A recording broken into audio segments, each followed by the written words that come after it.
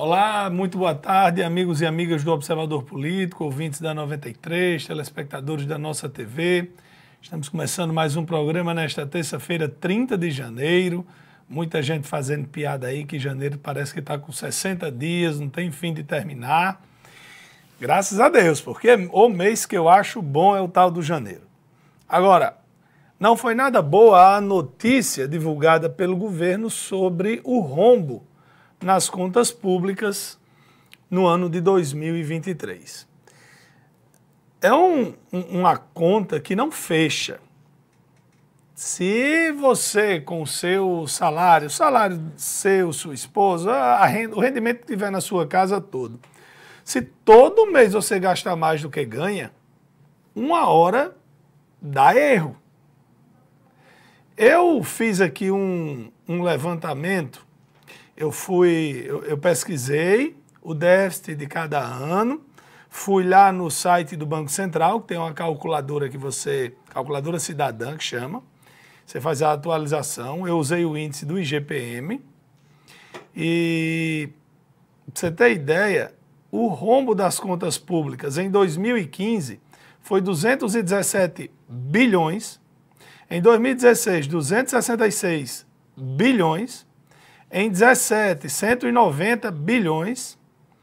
Em 2018, 201 bilhões. Em 2019, 115 bilhões. Em 2020, foi quase 1 trilhão. Foi 902 bilhões. Mas em 2020, nós tivemos a pandemia.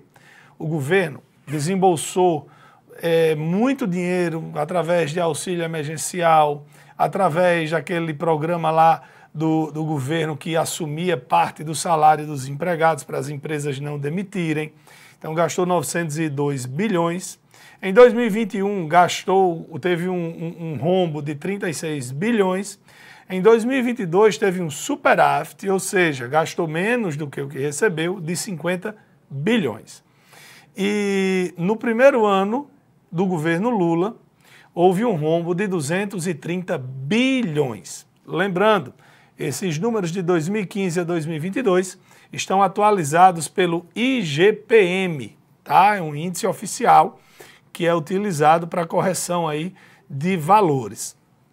O governo está justificando de que, no meio deste rombo de 230 bilhões, tem coisas que são culpa do governo passado. E eu concordo. Exemplo, tinha lá a história da PEC do calote. Quem não lembra que no governo Bolsonaro foi feita uma PEC para que fossem suspensos os pagamentos de todos os precatórios durante alguns anos. E a Justiça determinou que o governo Lula pagasse. E só essa conta aí foi de 92,3 bilhão.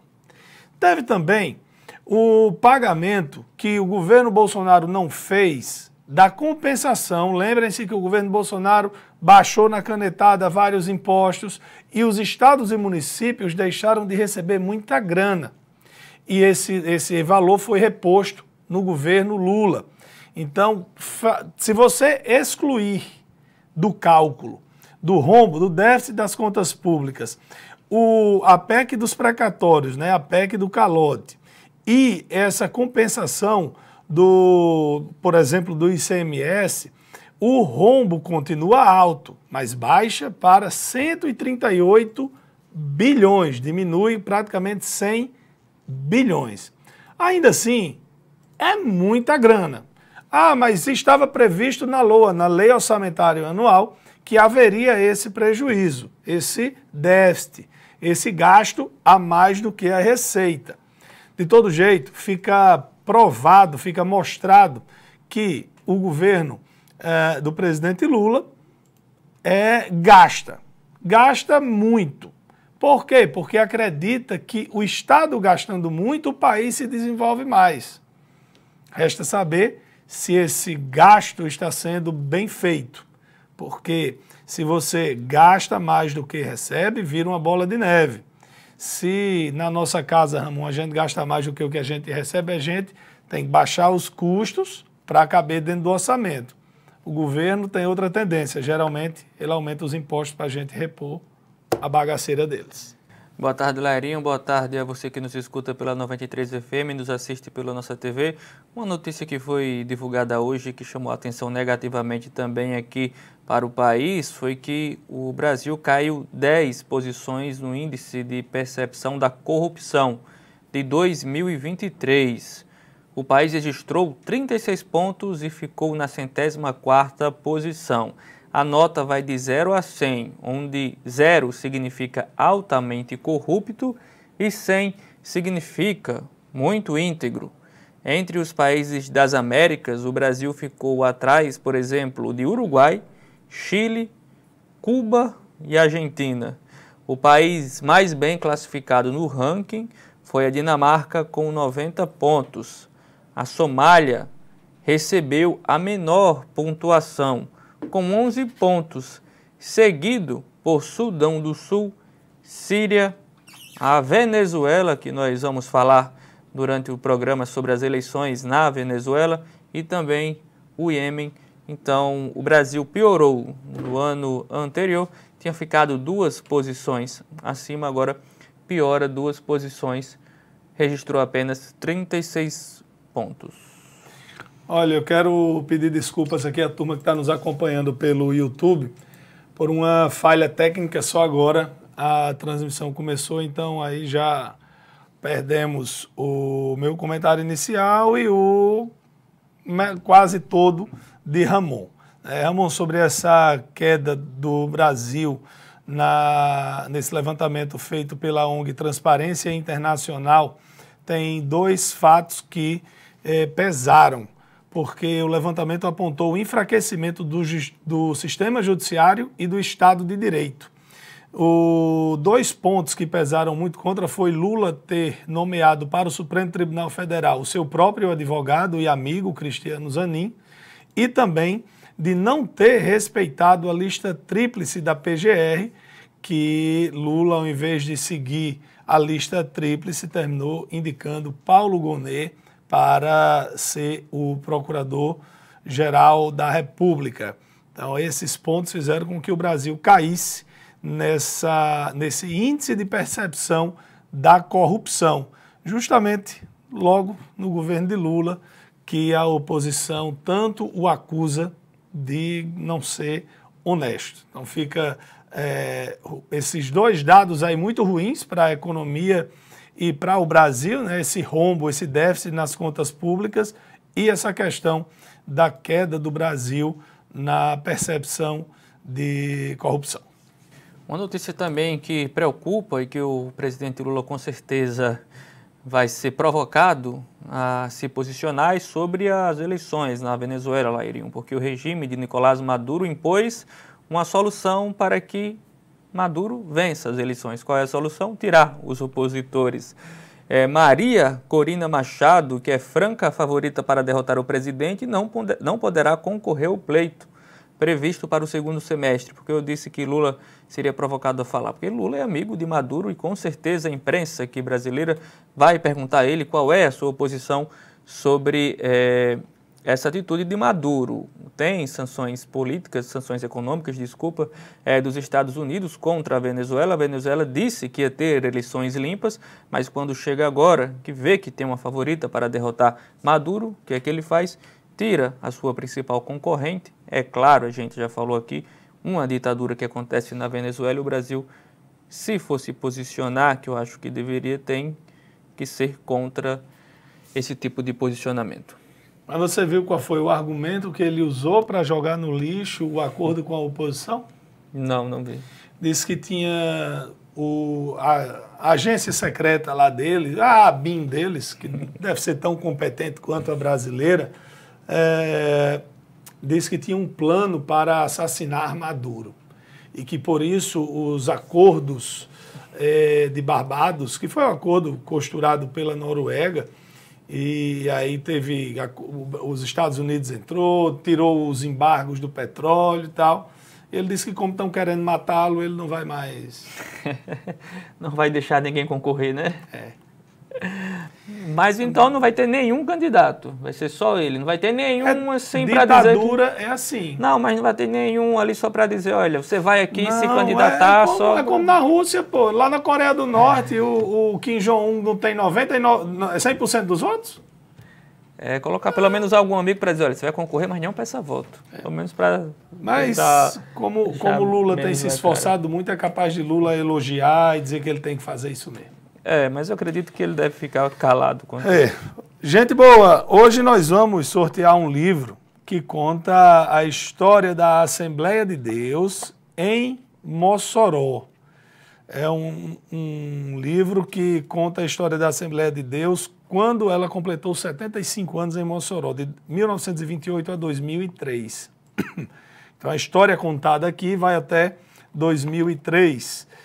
Quem quiser participar do sorteio que conta a história da Assembleia de Deus em Mossoró, manda mensagem aqui no nosso WhatsApp, 84-3315-3200, ou também pode mandar sua mensagem pelo nosso canal aqui do YouTube, youtube.com/Nossa TV ao vivo. Ontem eu divulguei aqui no Observador Político sobre o aumento dos planos de saúde empresariais, mas foi divulgada notícia hoje que o aumento não será apenas, na verdade sempre tem esse reajuste anual, mas o aumento acima da inflação de forma, digamos que absurda, serão para todos os planos de saúde. E tem um levantamento aqui do BTG Pactual que cita os principais planos de saúde e cita quais são os que sofrerão mais aumento. Primeiro colocado em Sul América, um reajuste de 25,8%, depois vem o Bradesco Saúde com 22,6%, depois a Amil com 21,2% e fecham a lista Apvida, 15% e Unimed, 13,5%. Qual é a explicação dos analistas do setor? É que os convênios médicos levam em consideração 3 fatores: a faixa etária, a idade, a inflação e a sinistralidade, que o que é isso? É quanto o plano é utilizado. Se os usuários, por exemplo, da Unimed e da Apvida utilizam bastante o plano, é que eles fazem no ano seguinte? Aumentam. E a Apvida também tem alguns planos de saúde que não trabalham mais, que trabalham apenas com a cooperação, que quando você utiliza algum serviço, você tem que pagar ainda, além de pagar o plano de saúde, tem que pagar um adicional, como é o caso da Apvida, que você tem que pagar também as terapias, valores individuais, valores adicionais. E ainda cita que após a pandemia, as empresas estão vendo muito os beneficiários fazendo exames, consultas e terapias. Se antes as pessoas procuravam mais, hoje procuravam menos, hoje procuram mais, e é por isso também que está carecendo os planos de saúde. Tem aqui uma pergunta de Fernandão se Bolsonaro perdoou as dívidas com fiéis. Então, a informação aqui no site do Senado que o presidente sancionou uma PEC, uma lei que reduz em até 99% a dívida, né? Praticamente perdoar. Se você tiver uma dívida com fiéis, qualquer dívida que você tiver, for perdoada 99%, né, tá perdoando. Tem alguns critérios. Então, foi sim, mas o projeto foi enviado para o Congresso, prevendo que aqueles inscritos no Cadastro Único para Programas Sociais poderiam ter até 92%, mas os senadores e deputados aumentaram até para 99%. Para aqueles que que foram cadastrados no CAD, né? O que foi dito há algum tempo, que não é verdade, é que Lula havia anulado esse perdão, mas o que Lula agora no governo, em novembro de 23, fizeram colocar alguns grupos a mais dentro das possibilidades desse perdão maior. Olha, a notícia que circula em Mossoró de ontem para hoje é que... Só um detalhe, no governo Bolsonaro, 9,8 bilhões de reais foram perdoados em dívidas. 9,8 bilhões. Falando um pouquinho de política aqui em Mossoró, a notícia que circula de ontem para hoje é que a oposição deve pressionar a ex-prefeita Rosalba Ciarline para saber se ela será ou não candidata, porque o tempo está passando e essa demora acaba prejudicando a corrida eleitoral, já que Alisson Bezerra tem um favoritismo, está à frente, já que também não tem ninguém para disputar contra, é preciso ter algum nome. Se Rosalba não vai, alguém tem que ir no lugar dela. A oposição vai consultar Rosalba e se ela disser que não é candidata, vai procurar outro nome. Se fala também em Tony Fernandes, mas até agora nenhuma notícia além dessa, que parece que o prazo vai se esgotando e a oposição, quem está articulando um nome para a disputa contra o prefeito Alisson Bezerra, vai perdendo a paciência, porque já estamos praticamente em fevereiro, o pleito eleitoral se aproxima e é preciso ter um candidato, é preciso ter um nome à disputa, as pessoas precisam saber se existe ou não um concorrente contra o prefeito Alisson Bezerra. E você acha o que, Ramon? Olha, eu acho que Rosalba Ciarline é um nome forte, mas que se ela não é candidata, tem que dizer logo. Também não pode ficar esperando até o final do mês de fevereiro, março, abril, protelando, porque isso acaba prejudicando muito a disputa, a corrida eleitoral. Tony Fernandes também é um nome bom, mas que não sei se vai ter o apoio financeiro, o apoio de outros grupos políticos para conseguir disputar contra Alisson Bezerra, que querendo ou não, se tem a prefeitura na mão, tem uma vantagem muito grande. Alisson está favorito porque não tem adversário ou não tem adversário porque está favorito? Pode ser um pouco das duas coisas, não é? Tem uma propaganda de um biscoito, né? Vende mais porque é gostoso ou é gostoso porque vende mais? Tem um comercial desse. Mas é uma... Tá perdendo a oposição, tá... Mas querendo ou não, mesmo querendo ou não, eu sei que ninguém quer entrar para perder, mas tem que ter alguém ali para disputar. O pleito eleitoral não é possível que Mossoró, que sempre teve uma política quente, não chegue ninguém para disputar. Gente, acredito que quem fez o Enem, quem se inscreveu no SISU já está sabendo, mas desde amanhã de hoje está disponível. Eu já vibrei e parabenizei alguns amigos pelos filhos, enteados que foram aprovados. Tem, inclusive, 2 filhos de amigos de Natal que vão cursar medicina aqui na UERN. Então, imagino que muitas famílias estão felizes com a aprovação dos filhos, das filhas. E quem não conseguiu, vamos lá, se esforçar mais e próximo ano tem de novo, né? Eu tenho um amigo que ele tinha o objetivo de passar em medicina, passou vários anos, ele passou uns 5 anos insistindo, passou, hoje é médico, feliz com o que faz, então não dá para ganhar todo mundo, ganha outros ganham uns, outros não, mas a gente tem que continuar na luta. Então, parabéns aos que conseguiram. Parabenizo também a quem conseguiu, quem não conseguiu que continue estudando. O que não pode acontecer, Lairinho, é fraude em cotas e isso foi verificado na Universidade Federal do Cariri. Olha só essa situação, 2 pessoas foram condenadas por falsidade ideológica após tentarem fraudar as cotas para viabilizar o ingresso dos filhos menores de idade no curso de medicina. De acordo com a Justiça do Ceará, as réis tentaram fraudar o sistema de cotas para estudantes de escolas públicas. O que é que acontecia? Os filhos das acusadas frequentaram escolas particulares da região do Cariri. Porém, ao final de cada ano letivo, os estudantes eram transferidos para uma escola pública na zona rural de Missão Velha, onde uma das condenadas atuava como coordenadora pedagógica. Elas foram sentenciadas por falsidade ideológica do documento público e condenadas a 2 anos e 6 meses de reclusão. Mas a pena foi convertida em pagamento de R$15 mil em favor da universidade e prestação de serviços à comunidade, além de uma multa. Acabou ficando barato essa condenação, já que foi convertida a pagamento financeiro e também prestação de serviços à comunidade. Olha, ontem, aliás, não sei se nós noticiamos, mas no fim de semana teve um acidente com um avião de pequeno porte lá em Minas Gerais, morreram 7 pessoas, era um Piper que saiu de São Paulo rumo a Minas e houve esse acidente, todos morreram.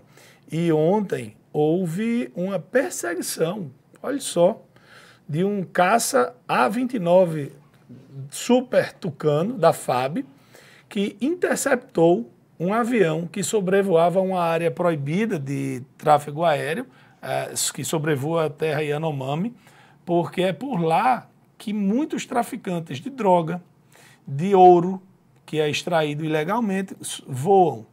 E a Força Aérea Brasileira interceptou o avião. Tem vídeo até aí pela internet. Ele tenta falar com o piloto do aviãozinho, do pequenininho, se eu não me engano era um Cessna, para que ele mudasse a rota, que estava na rota proibida, e ele insiste. Aí o cara diz, vou dar 2 rajadas de tiro, se você não parar, a gente derruba. E termina que o cara consegue pousar numa pista clandestina e foge para o meio da selva. Quando as pessoas da polícia chegam lá, um helicóptero trazendo Polícia Federal, Forças Armadas e tal, o piloto havia se evadido do local. A polícia não divulgou o que tinha dentro do avião. Mas há muito tempo que eu não entendo por que é que a Força Aérea Brasileira não derrubava os aviões com tráfico. Ora, manda descer, manda parar, manda ir para tal aeroporto que vão atrás escoltando para prender. O cara não para? Sente-lhe fogo. Eu acho que ele estava acreditando que era apenas blefe, né? E realmente foi o que aconteceu. Enquanto não fizerem, enquanto não baterem o avião, vai acontecer isso. Gente, eu quero fazer um registro aqui de um óbito que aconteceu ontem em Mossoró. O professor aposentado Ângelo Canuto, figura conhecida, ele foi diretor de escolas aqui em Mossoró e era militante político. O Ângelo participou, acho que, de todas as campanhas. Desde que eu me entendo por gente, ele estava ora num palanque, ora no outro, mas sempre no meio da política. Ele também militou no movimento comunitário. No domingo havia sido o aniversário dele e ontem Ângelo veio a óbito. Figura simpática, gente boa, vai fazer falta. Então, aos familiares e amigos, a nossa solidariedade. Continuando aqui com as notícias do programa, Lairinho, eu queria trazer uma informação importante para o avanço na saúde, mas também que pode ser preocupante. É uma discussão, eu acho, que vai nortear o noticiário aqui no Brasil. Mas olha só, o bilionário e fundador da Neuralink, Elon Musk, afirmou que um paciente humano recebeu o primeiro implante de chip cerebral. O dispositivo, chamado de telepatia, permite que humanos controlem equipamentos eletrônicos, como computadores e celulares, apenas com um pensamento. Segundo ele, os resultados iniciais mostram uma detecção promissora de picos de neurônio. O estudo, que foi autorizado pela Agência de Alimentos e Medicamentos dos Estados Unidos, vai avaliar a funcionalidade em pacientes com doenças graves e consideradas sem cura, como paralisia e cegueira. É claro que, se utilizada para o bem, essa tecnologia será muito benéfica, mas se for desvirtuado, onde não apenas o humano controla a tecnologia, mas a tecnologia acaba controlando o humano, aí vai ficar bastante complicado. Esperemos os demais resultados desse estudo. Ontem nós noticiamos, teve uma operação da Polícia Federal, que foi a casa onde estava Jair Bolsonaro com seus filhos. A operação foi contra Carlos Bolsonaro e até agora o que mais me chamou a atenção foi a quantidade de computadores da ABIN na mão de terceiros. Pessoas que não são funcionários, não trabalham na ABIN, não são espiões da ABIN, a Agência Brasileira de Informação, se equivale aí para você entender a CIA dos Estados Unidos, que tem espiões aí espalhados pelo mundo inteiro, e a gente, como é que funciona essa agência de inteligência, né? Esses computadores que estavam na casa, por exemplo, que estavam em posse de Carlos Bolsonaro, esses computadores têm acesso a quê? Esses computadores, por que estavam lá? Esse tipo de coisa, né? É muito esquisito. Essa informação que foi divulgada ontem, Lairinho, também foi que o notebook foi até corrigida, né? O computador da ABIN não foi apreendido com Carlos Bolsonaro. Aqui a informação é do G1, que eles erraram ao informar na manhã de ontem que o computador da ABIN teria sido encontrado entre os pertences do vereador Carlos Bolsonaro. Na verdade, o computador foi encontrado na casa do militar Giancarlo Gomes Rodrigues. Ele também é alvo da operação da Polícia Federal que ocorreu ontem. A informação errada foi publicada no blog. Então, nos computadores, o computador que foi encontrado com Carlos Bolsonaro não era da ABIN? Não, o computador não foi encontrado com Carlos Bolsonaro, foi encontrado com Giancarlo Gomes Rodrigues, que ele também foi alvo da operação da Polícia Federal. Se Carlos, da Bahia.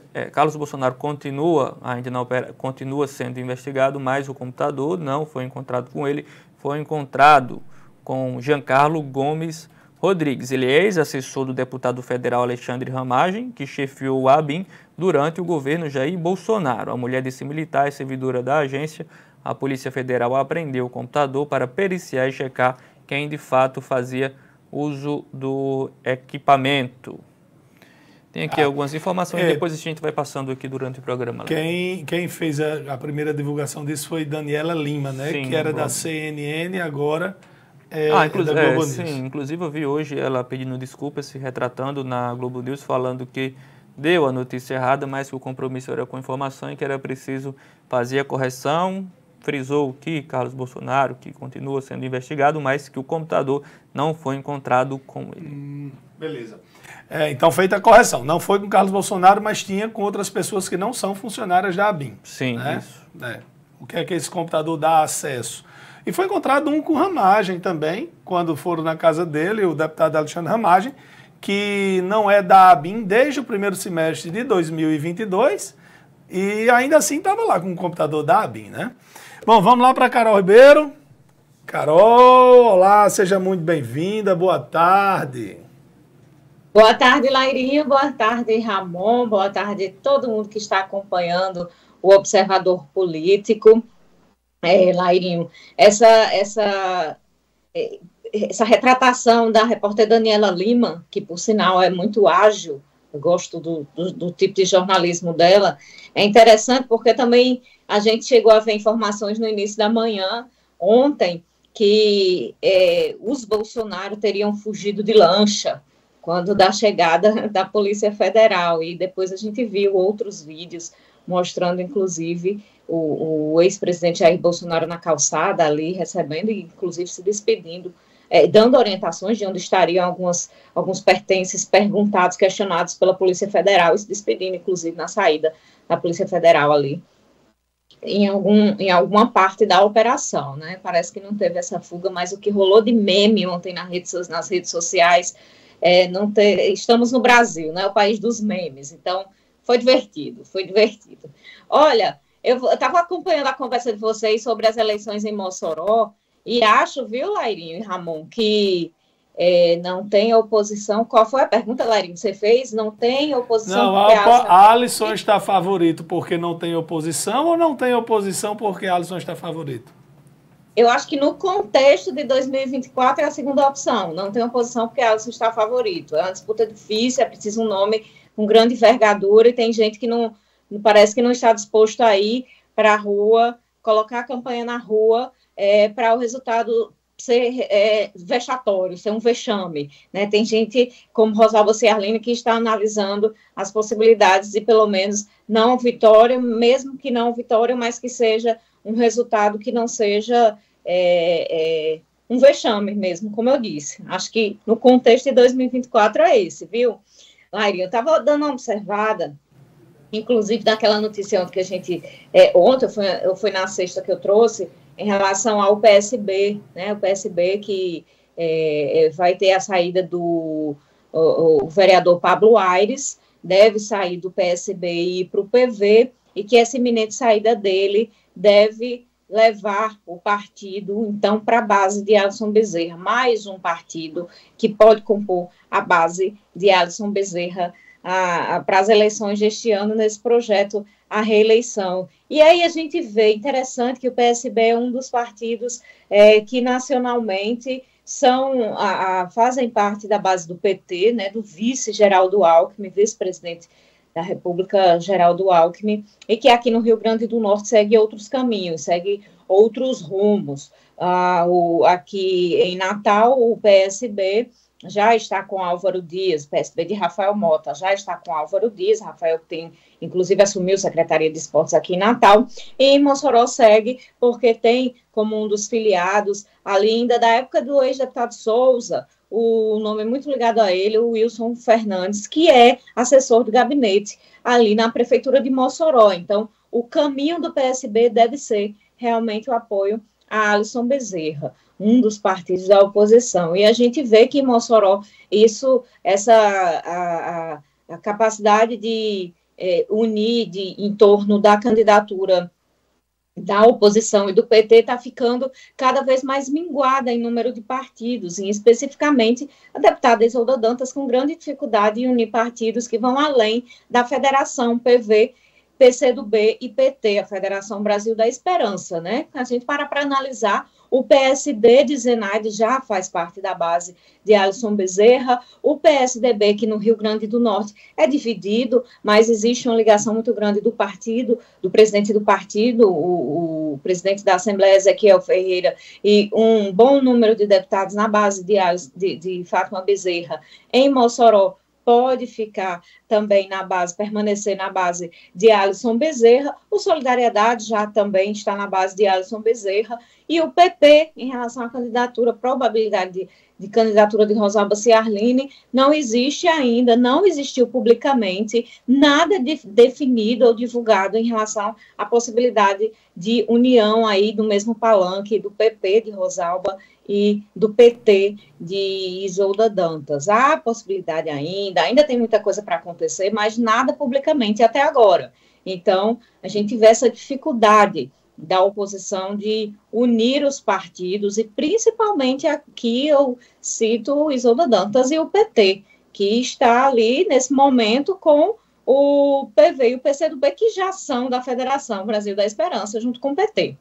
Carol, tem aqui uma pergunta de Enoque. Enoque é um dos participantes mais ativos aqui do chat. Apesar de ter passado um tempo meio sumido, estava de férias.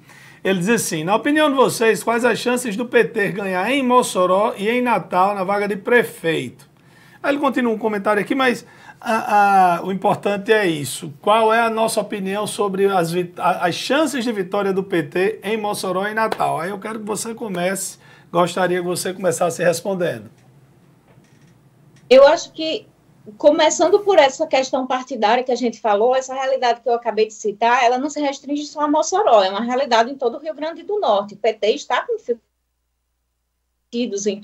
numa aliança em torno das pré-candidaturas lançadas. Diga-se de passagem, lançadas pelo partido, no caso de Isolda Dantas, né? Ela trabalha pouco, tem falado pouco, diferente de Natália Bonavides, que já entrou com o projeto com tudo, quando seu nome foi lançado, acho que foi em meados de setembro do ano passado, e inclusive o seu mandato e suas redes sociais são muito voltadas a esse projeto da pré-candidatura à Prefeitura de Natal, diferente de Isolda Dantas, que continua focando no seu mandato legislativo na Assembleia Legislativa. Então, essa dificuldade de unir um arco de alianças em torno dos nomes já torna realmente difícil. Nós temos em Natal as pré-candidaturas de Carlos Eduardo e agora de Paulinho Freire, que tem um arco de alianças em torno do nome dele. E partidos que são da base do PT em nível nacional ou até no estado, como o PSD, pelo menos até agora, não estão também em torno das pré-candidaturas do PT,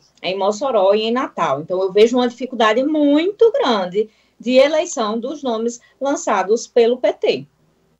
Pois é, e me parece que nos demais municípios também, né, os partidos tradicionais, partidos maiores, têm mais desenvoltura. Inclusive, eu vi uma notícia hoje de que Márcio Moraes, lá de Apodi, que foi candidato a vereador pelo PT, não se elegeu por causa de apenas 15 votos, está indo para o PP, Partido Progressista, né? Então, é um esvaziamento também da esquerda em Apodi, o que deve se repetir em outros municípios.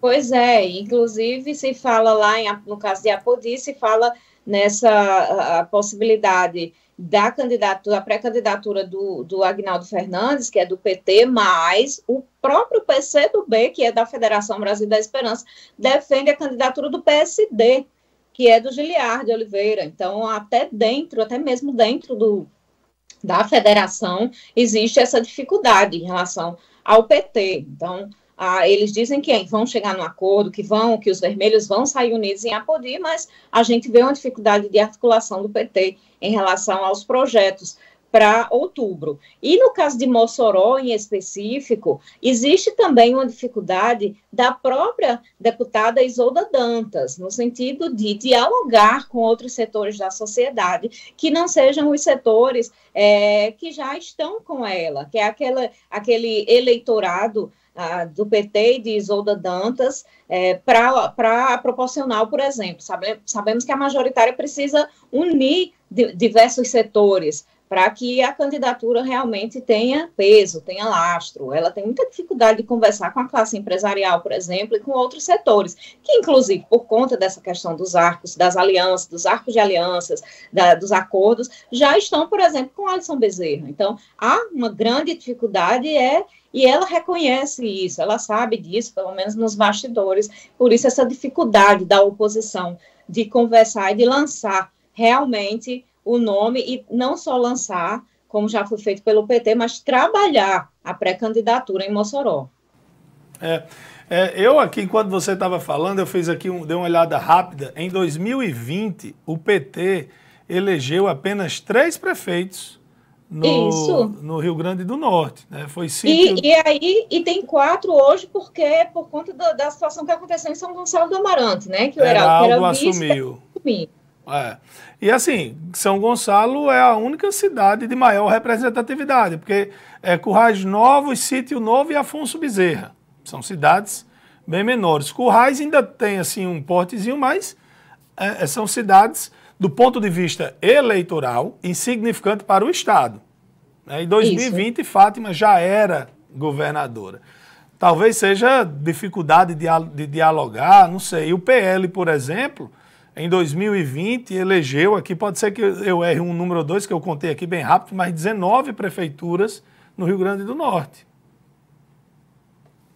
E segue com um projeto para essa ampliação, enquanto que o PT não está com esse projeto para essa ampliação. Pelo menos, se tiver o projeto, precisa tirar do papel, porque a gente não vê esse trabalho acontecendo, a gente não vê articulação, é interessante que a gente costuma ver, né, Lairinho, quando o gestor tem a máquina na mão, a gente já vê que o próprio trabalho administrativo já funciona como uma pré-campanha, afinal, são obras sendo realizadas, ações sendo realizadas, contatos, e a gente não vê isso em relação à gestão de Fátima Bezerra. Fátima Bezerra com uma série de problemas, promessas que ela não está conseguindo cumprir, às vezes até pela questão, por toda a questão, contexto de crise do próprio Estado, mas não tem funcionado como uma vitrine eleitoral a administração de Fátima Bezerra aqui no Estado. E a articulação a gente também não consegue ver. Então,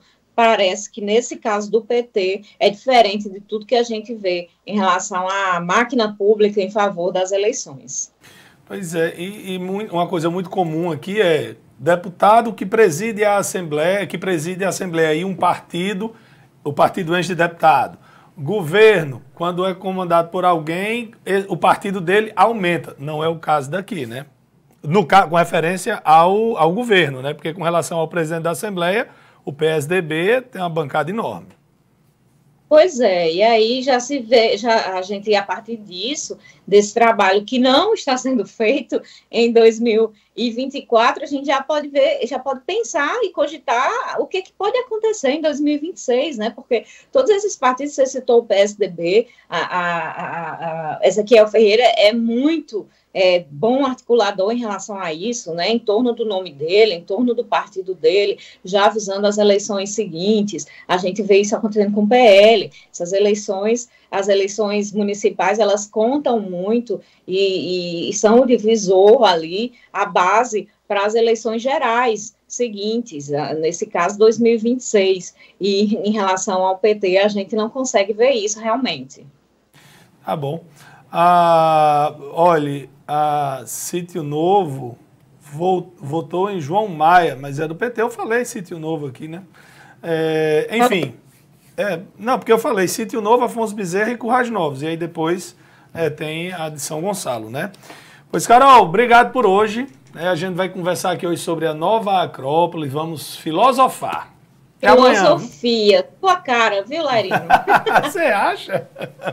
Acho. Eu acho bom, Pois então, até amanhã. Acrópole. Boa entrevista aí para vocês. Tá bom. Valeu, Carol. Até amanhã. Obrigado. Até amanhã. Até mais. A gente vai fazer nosso intervalo e daqui a pouco a gente volta com mais Observador Político.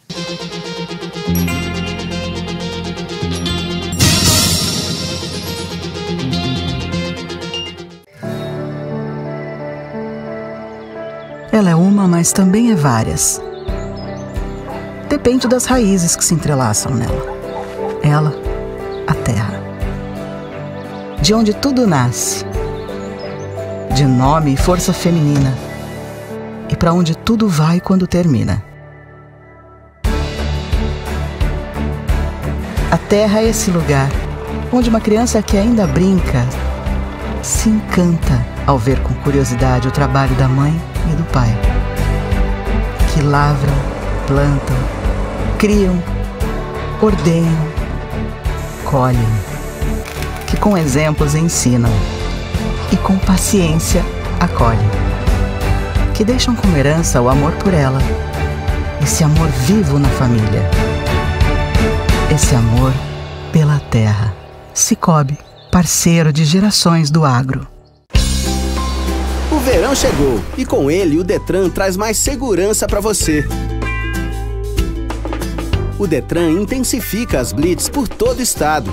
Aumenta a frota de viaturas e o efetivo de profissionais na rua. Você faz sua parte e colabora com um trânsito seguro. Enquanto o governo do estado, a Secretaria de Segurança Pública e o Detran levam ainda mais segurança para você. Chegou a oportunidade de ter uma carreira de excelência. Vestibular 2024 Católica do RN. Você pode escolher entre administração, ciências contábeis, direito, fisioterapia, nutrição, psicologia e teologia. Venha estudar na faculdade que é referência em todo o país. Isso é ser Católica do RN. Inscrições para o vestibular pelo nosso site catolicadorn.com.br. Católica do RN. Formamos pessoas e preparamos profissionais. 3318-7648.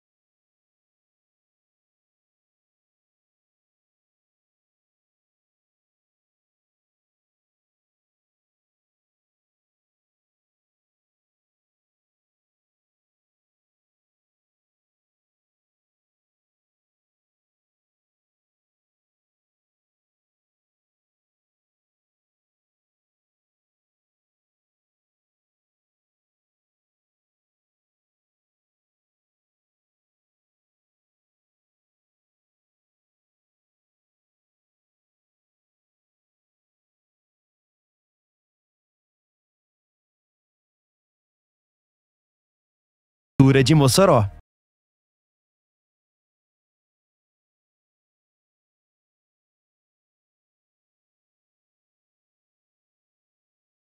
Voltando com o último bloco do Observador Político, trazendo a mensagem aqui do nosso parceiro Automais Para-Brisas, troca e reparo de para-brisas, vidros, faróis, lanternas e retrovisores para caminhões, máquinas pesadas, ônibus e micro-ônibus, você encontra na Automais Para-Brisas, uma loja de referência em todo o estado e que oferece o melhor serviço, tanto na loja quanto na sua casa. A Automais oferece também opções de pagamento facilitado em até 6 vezes no cartão de crédito. Visite uma das lojas em Mossoró, na rua José Damião, número 219, ou entre em contato pelo telefone 21 40 6701. Ou em Açu, na Avenida Senador João Câmara, ou entre em contato através do número 21 43 0022. Não permita que a falta de manutenção deixe o seu veículo parado. Automais Para-Brisas.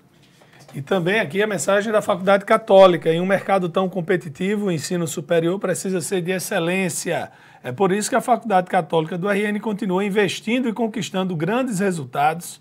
São 8 cursos de excelência reconhecidos pelo Ministério da Educação, conceito institucional máximo pelas recentes avaliações do MEC, além de ser o 2º lugar no ranking das melhores instituições católicas de ensino superior do país. Isso é ser católica do RN e as inscrições para o vestibular 2024.1 estão abertas. Basta entrar no site catolicadorn.com.br e se inscrever no vestibular. O telefone para contato é o 3318-7648.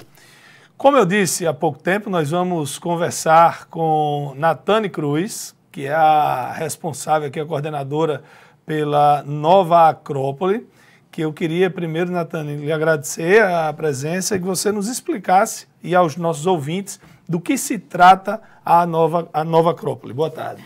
Boa tarde, Laurinho. Boa tarde, Romo. Muito obrigada pelo convite. É um prazer estar falando um pouquinho mais aqui sobre filosofia, sobre a Nova Acrópole. A Nova Acrópole é uma escola de filosofia, é uma instituição sem fins lucrativos que busca promover a filosofia como algo que vai gerar uma ponte de ideias profundas, de respostas e também de mais perguntas para que o ser humano possa ir conhecendo um pouquinho mais profundamente a si mesmo. A gente sabe que tem aquela frase bonita e famosa, bem filosófica, que estava lá no oráculo de Delfos, que dizia: ó homem, conhece-te a ti mesmo e conhecerás o universo. E esse é um objeto muito importante da filosofia, trazer um conhecimento profundo de nós mesmos e trazer a conexão que o ser humano verdadeiramente possui com a natureza.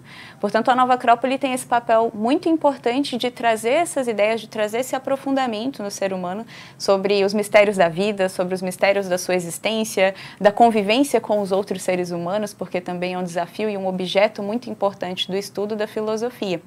E nós promovemos várias atividades na nossa escola, aqui em Mossoró e em vários outros lugares do país e do mundo. E todas as nossas atividades são promovidas por voluntários, por sermos uma instituição sem fins lucrativos. Portanto, sempre funcionamos a partir das 7 da noite. As nossas aulas são de 8 às 10 e temos também várias programações culturais gratuitas, sempre à disposição da população, já que vemos que a filosofia tem esse profundo objetivo de levar cultura, de levar informação, de levar um crescimento para a sociedade como um todo. Então, a gente é muito feliz de poder contribuir com a nossa cidade, contribuir com o Mossoró nessa busca do ser humano evoluir. A filosofia, ela nos tira bastante dessa zona de conforto que o ser humano tanto luta para sair, portanto, por isso que ela é essa ferramenta de educação, porque ela vai nos fazer questionar algumas ideias, nos fazer olhar um pouco mais profundamente para dentro de nós mesmos e vai tentar tirar a gente dessa zona de conforto. Então, é de uma utilidade essencial para a vida do ser humano. A programação cultural começou na semana passada, no dia 24 de janeiro, com a filosofia nos contos indianos. E o que é que se pode esperar dessa próxima, acho que é palestra, né, no dia 1º de fevereiro? Como lidar com a solidão? Como lidar com a solidão. Essa é a nossa palestra da quinta, né? Às 20 horas, uma palestra aberta ao público, gratuita. E é bonito porque a solidão é um tema bastante complexo de lidar, porque é muito filosófico, né? Quando a gente trata desse conhecimento que o ser humano precisa ter de si mesmo, invariavelmente ele vai lidar com essa problemática de saber lidar com as outras pessoas, com o seu próprio espaço, com a sua própria compreensão de vida. E muitas vezes é complexo para a gente enxergar esse papel da solidão. Eu acho engraçado que às vezes a gente brinca, né? Que é difícil conviver com as pessoas, é difícil estar com elas e é pior ainda sem elas. É engraçado que eu acho que ao longo da pandemia a gente teve uma experiência mais forte do quanto que é ruim a gente não estar convivendo com as pessoas, o quanto que faz falta, mas ao mesmo tempo estar com elas gera conflitos, gera dificuldades. Então a ideia de como lidar com a solidão, esse assunto que a gente vai ver de uma abordagem filosófica, vai nos trazer essa importância de, ao mesmo tempo que precisamos conviver com as pessoas, saber conviver também com esse processo de uma solidão, para que a gente possa também chegar a respostas mais profundas para os nossos questionamentos. Portanto, vai ser uma visão filosófica desse ponto dessa ideia, né, do que é a solidão, para quem sabe aí nos ajudar com algumas compreensões profundas sobre o assunto. Você falou aí vai ser uma visão filosófica. Para muita gente, a filosofia se resume a Sócrates e Platão. que eu acho que são os nomes mais conhecidos da filosofia no mundo inteiro. Mas como é esse olhar sobre a ótica filosófica? Como é que funciona na prática essa palestra? Quem será o palestrante e o que ele vai falar que pode atrair a atenção dos nossos telespectadores e ouvintes? O nosso palestrante vai ser um dos nossos professores voluntários, o Miller, e a abordagem que ele vai trazer é que, embora estejamos convivendo sempre com outras pessoas, o ser humano, no fundo, no seu âmbito mais profundo, de alguma forma, ele sempre está só. Ele precisa assumir as rédeas desse processo de solidão para que ele possa chegar até as suas próprias ideias. E isso é muito importante num processo de uma formação dos nossos próprios conceitos, das nossas próprias reflexões. Muitas vezes, por não saber lidar bem com essa solidão, é como se a gente fosse pegando ideias das outras pessoas, ideias que a sociedade vão colocando em nós, conceitos, formas de vida, para nós. E a gente não consegue se enxergar dentro desse processo, enxergar o que eu quero, o que eu acho importante para a vida, apesar do que as pessoas me dizem, apesar do que a sociedade me coloca para que eu possa viver. Portanto, a visão filosófica, ela vai tentar questionar, né, nesse exemplo. Então, a nossa sociedade nos coloca aquele exemplo clássico, né? Crescer, a gente passa para a escola e se desenvolve, arruma um emprego, casa, tem uma família, trabalha, se aposenta. E aí, o que tem para além disso? Então, esse ponto da gente olhar para a nossa própria existência, como esse ponto de solidão, de eu olhar enquanto protagonista da minha vida, vai me fazer chegar a respostas profundas para o que eu preciso enquanto indivíduo. E isso é importante para que, inclusive, depois a gente volte disso, dessa compreensão, dessas reflexões e possa se relacionar com as pessoas de forma mais profunda. A palestra é aberta ao público? Aberta ao público. Paga alguma coisa? Não, é gratuita. Então, se a pessoa que está nos assistindo quiser assistir, o que é que ela precisa fazer? Ótimo. Bom, eu recomendo procurar o nosso Instagram, é Nova Acrópole Mossoró. Lá você encontra facilmente o link para se inscrever na nossa palestra, só para que a gente sempre pede para se inscrever, para que possamos preparar o nosso espaço para receber a todos. Mas a nossa palestra é gratuita, também temos o nosso WhatsApp, quem quiser entrar em contato para poder saber mais informações e pegar o link de inscrição. E se por um acaso não conseguir se inscrever, pode ir também, que a gente tem como fazer a inscrição lá na hora. Diga qual é o WhatsApp. Sabe decorado? Não sei decorado, você então tem vamos... Me ajuda. É o número que está aqui. Isso. Vamos lá, 84-981 32 0091. Vou repetir, 84-981 32 0091. Perfeito, obrigada. Pronto. Eu quero fazer uma pergunta agora assim, mais... aliás, antes da que eu quero... Mais profunda. Eu gosto dessas perguntas. Explicar o que eu perguntei até a Felipe. Esse evento, esse curso, tem fins lucrativos, não tem? Como é que a Nova Acrópole funciona? Quem financia? Qual é o objetivo dela? Eu vi que a professora Lúcia Helena Galvão, né? Eu já vi vários vídeos muito bacanas dela na internet, ela é voluntária. Então eu queria que você desse uma breve explanação, porque hoje a gente vê tanto curso por aí, é tanta gente dizendo que vai fazer curso, que vai dar isso, que vai dar aquilo, e no final das contas tem muito charlatanismo por aí. Então eu queria que você falasse um pouco assim da Nova Acrópole, como é financiada, qual é o objetivo da existência dela. Ótimo, boa pergunta, porque de fato, né, muita coisa acaba nos confundindo dentro desse processo, né? Antes de falar, só recomendo que todos conheçam, quem não conhece ainda lá no YouTube, o canal da Nova Acrópole, que a gente tem mais de 1.500 palestras, vale a pena, é um bom acesso à filosofia por lá também. Então, a Nova Acrópole é uma instituição sem fins lucrativos, todos que trabalhamos em Acrópole somos voluntários, alunos da instituição também, e a gente, como a escola se sustenta, né? Então, a gente tem uma taxa de contribuição que todos os alunos e membros pagam mensalmente para que a gente possa sustentar o nosso espaço com aluguel, enfim, todas as necessidades, né? Então é com a própria contribuição que cada um dos membros fazem para ter acesso, né? Uma contribuição num valor que não é um valor acessível a todos, para que possam para que a escola possa se manter, né? Então é dessa maneira que funciona. E assim também, como todos são voluntários, então a gente não tem muitos gastos, a não ser de sustentar o espaço, né? Então viabiliza com que a gente possa ter escola, possa ter atividades diárias, então isso acaba funcionando dessa forma, né? Mas somos uma instituição, sim, sem fins lucrativos. Vamos lá para a pergunta. Enquanto você estava falando aí na história da solidão, né, de como enfrentar a solidão, pode ser que tenha gente por aí que considere que filosofia é um tipo de terapia ou de religião. Tem um escritor francês que eu não sei pronunciar o nome dele, Luc Ferry, acho que é Luc Ferry. Assim, né? Também francês é meu forte. No livro lá, O que é a Filosofia, que ele diz que essa palavra aqui é soteriologia, seria uma doutrina da salvação concorrente das grandes religiões. Você considera que a filosofia, ela concorre com a religião ou ela se soma à religião? Ótima reflexão, ótima pergunta. A filosofia, ela acabou trazendo, enfim, durante a história da humanidade, milênios, ela acabou em vários momentos tendo cunhos diferentes, aplicabilidades e modos de se ver diferentes, com vários pontos de vista. O que buscamos estudar em Acrópole da filosofia, que faz parte do nosso segundo princípio, é fazer um estudo comparado de todas as ciências, artes, religiões e filosofias. Então, o que a gente busca é a partir desse estudo comparado das religiões, cristianismo, hinduísmo, budismo, entre outras, a gente pegar o que há de melhor nelas para que isso se some. Então, a filosofia, eu não vejo ela como concorrendo com a religião, porque eu acho que cada ser humano precisa ter essa escolha de o que lhe apetece mais. Não são coisas que concorrem entre si, mas que cada um precisa escolher o seu caminho e que tem muito a se somar para que a gente possa compreender um pouco mais. Eu sempre converso com os nossos alunos lá da Acrópole e muitos me relatam, porque existem pessoas de várias religiões que estudam conosco e que muito comumente me relatam que passaram a compreender as suas religiões melhor depois da filosofia.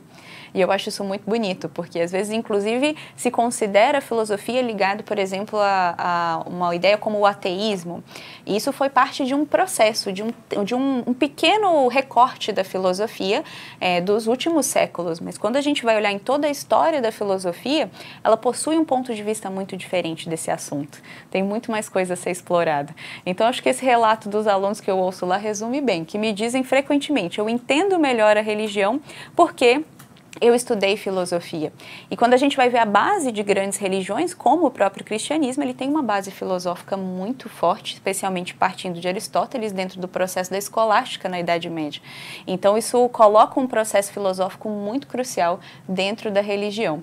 Então, desse ponto de vista, eu acho que só soma, né, e contribui. Inclusive, tem um livro que eu adoro, já apresentei várias pessoas, que é Sócrates, Jesus e Buda. Que fala, ele faz um link mostrando como algumas características em comum do que os três defendiam, né, que mostra que a filosofia não combate religião, até porque você tem filosofia cristã, filosofia espírita, filosofia isso, filosofia aquilo, né? Então, tem até uma participação aqui de um ouvinte dizendo, eu acredito na religião, João Paulo dizendo. Mas a filosofia não está aqui para dizer que a religião não é verdade, não. Eu acredito em ambos. Eu acho que ambos cumprem um papel importante, relevante para o ser humano, como se fossem tentando nos dar respostas em âmbitos diferentes da vida, mas que tem tudo para se complementar. A gente, às vezes, acaba ficando com algumas ideias meio prontas que nos passam que a filosofia vai contra a religião, mas não necessariamente, né? E o que a gente busca é expandir um pouco desse ponto de vista também. Natan, então, muito obrigado mais uma vez. Faça aí o convite para as participações e também, porque toda quinta está tendo uma palestra, até que no dia 22 inicia uma nova turma. Exatamente. Logo no dia do meu aniversário. Olha aí. Você podia ir lá para comemorar com a gente. Bom, sim, estamos com uma programação muito interessante. Na quinta-feira da semana que vem, no dia 8, teremos uma palestra sobre a República de Platão. A gente vai pegar os conceitos de educação e justiça dentro desse filósofo grego, né? Laurinho comentou que a gente conhece muito a filosofia desse ponto de vista. Platão tem uma relevância muito grande. Inclusive, só fazendo um adendo, né? O programa aqui se chama Observador Político. E quando a gente fala de política, uma das maiores referências que a gente tem na história é Platão. E quando a gente vê os conceitos que ele traz de política, a gente vê que parece que hoje a gente tem mais uma politicagem do que a política como ele falava. Platão fala que a política era uma ciência, uma arte, que buscava levar civilizações dos seus pontos mais complexos, mais instintivos até o mais elevado. Então, a gente vê que tem uma diferença muito grande aí. Então, vão ter muitas boas reflexões. E na próxima quinta-feira, depois disso, no dia 15 de fevereiro, teremos uma palestra sobre o Kybalion. O Kybalion já é de outra tradição, vem lá da tradição da filosofia do Egito, que foi escrito por um dos grandes sábios da história da humanidade, Hermes Trismegisto. E nesse livro, o Kybalion, ele traz 7 leis da natureza que nos dão uma compreensão mais profunda da natureza, da vida e de como lidar com tudo que está na nossa vida ao nosso redor. É um livro muito profundo e vai ser ótimo receber a todos. E, portanto, aí, por fim, no dia 22 de fevereiro, iniciamos mais uma turma das aulas de filosofia, que são todas as quintas-feiras, das 20 às 22. Bom, funcionamos só à noite, porque todos somos voluntários, então de dia está todo mundo trabalhando e de noite fica mais fácil da gente ter essa disponibilidade de estar lá na Nova Acrópole. A primeira aula é gratuita e aberta também. Quem quiser ir, tiver meio, como é que é esse negócio de filosofia? Pode ir nos conhecer, saber melhor como funciona e fiquem sempre à vontade. A nossa escola sempre está aberta, são todos muito bem-vindos. Todos os dias a gente sorteia livros aqui. Se tiver alguns livros lá para doar para a gente sortear, o de hoje, por exemplo, é contando a história da Assembleia de Deus em Mossoró. E quem ganhou o sorteio foi Ivo Franklin. Primeira vez que Ivo participou aqui do sorteio do Observador. Um abraço, Ivo. Parabéns. Você pode passar aqui na nossa TV para buscar o seu livro, tá? Vamos lá? Um abraço a todos e até amanhã com mais Observador Político. Mais uma vez, obrigado, Natane. Obrigado a todos pela audiência. Tenham todos uma ótima tarde e até amanhã, se Deus quiser.